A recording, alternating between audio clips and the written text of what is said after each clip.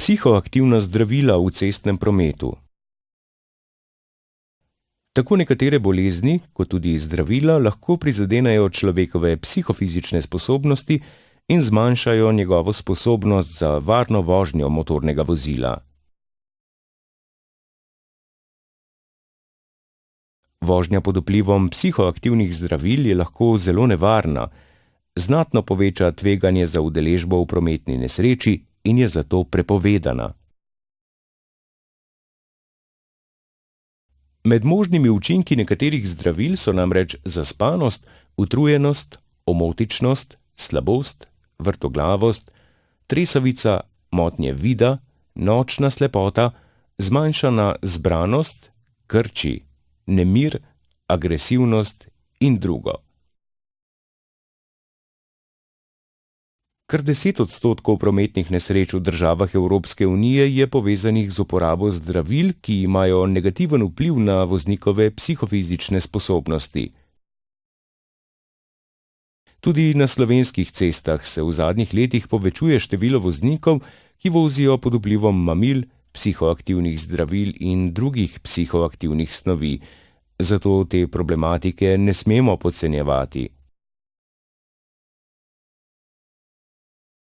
Najpogostejša dejavnika pri najhujših prometnih nesrečah sta sicer hitrost in vožnja pod vplivom alkohola.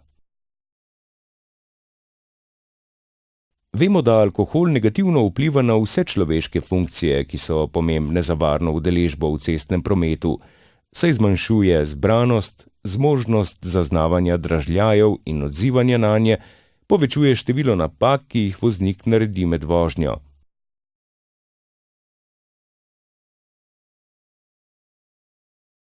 Zato je vožnja pod vplivom alkohola z zakonom prepovedana.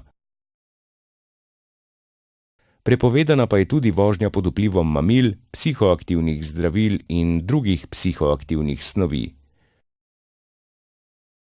Tudi te snovi bistveno poslabšajo zmožnost voznika za varno udeležbo v prometu, podobno kot alkohol. Voznikom zato svetujemo, naj upoštevajo navodila zdravnikov glede vožnje vozila in glede odmerkov zdravil. Naj bodo pozorni na oznake na ovojih zdravil, kot je trikotnik. Če se zdravimo z zdravilom, ki ima na ovojnini narisan rdeč izpolnjen trikotnik, je bolje, da ne vozimo vozila.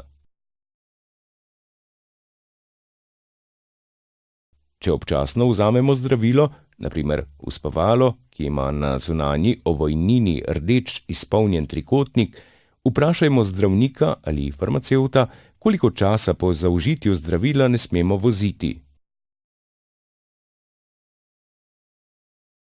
Če uporabljamo zdravilo, ki ima na zunanji ovojnini prazen trikotnik, se moramo pred odločitvijo za vožnjo o svojem zdravstvenem stanju in o možnem učinku zdravil na našo sposobnost za vožnjo posvetovati z zdravnikom ali farmacevtom.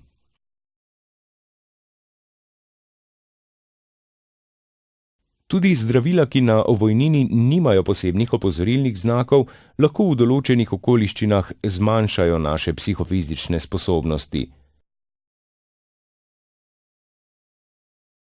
Taka zdravila so na primer zdravila za zdravljenje sladkorne bolezni, visokega krvnega tlaka ali kapljice in mazila za oči.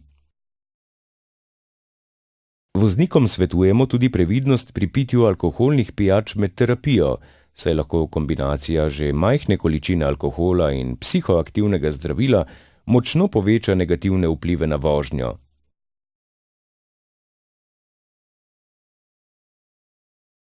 Izjemno pomembno je še, da so pozorni, kako se njihovo telo odziva na novo zdravilo. Če opazijo, da zdravilo vpliva na njihove reakcije, na sposobnost, da se skoncentrirajo, da jih naredi zaspane ali ima kakšne druge neželene učinke, morajo o tem obvestiti zdravnika, vožnji vozila ali drugim zahtevnim aktivnostim pa naj se raje izognijo.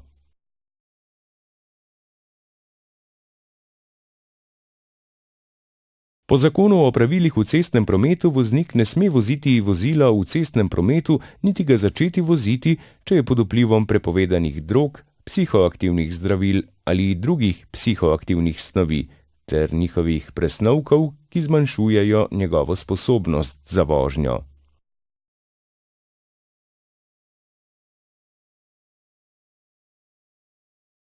Vpliv psihoaktivnih zdravil se ugotavlja s strokovnim pregledom, ki obsega zdravniški pregled, s katerim se ugotavljajo znaki motenj v vedenju, ki lahko povzročijo nezanesljivo ravnanje v prometu, in odvzem vzorcev krvi, urina ali telesnih tekočin za toksikološko raziskavo, s katero se ugotovi prisotnost teh snovi v organizmu.